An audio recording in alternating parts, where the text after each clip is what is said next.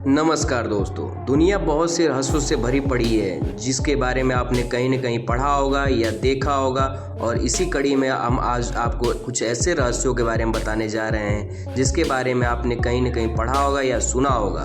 तो चलिए शुरू करते हैं बिना आपका समय गंवाए हुए। कारगिल राजमार्ग लेह शहर से लगभग 30 किमी की दूरी पर स्थित एक छोटा सा हिस्सा है जिसे मैग्नेटिक हिल या चुंबकीय पहाड़ी कहा जाता है।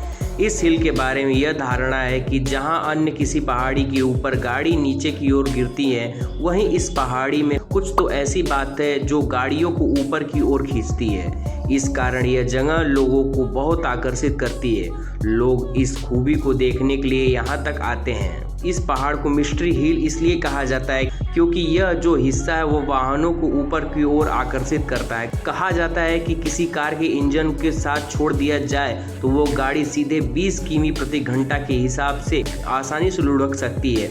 यही वजह है कि लोग इसे मिस्ट्री हिल और ग्रेविटी हिल के नाम से पुकारते हैं।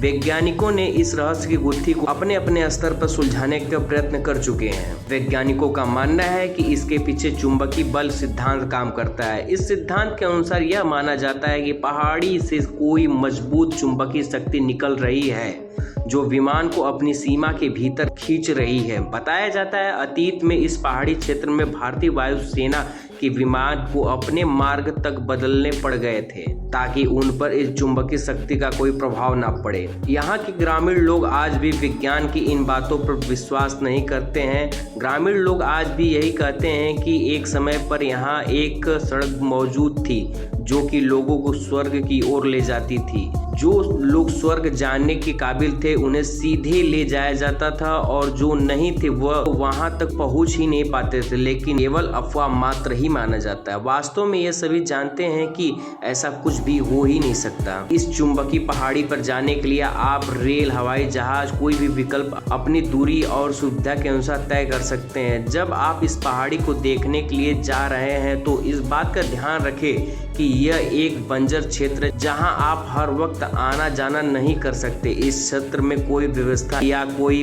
होटल और दुकान भी नहीं है, इसलिए अपना जरूरत का सारा सामान अपने साथ लेकर ही जाएं।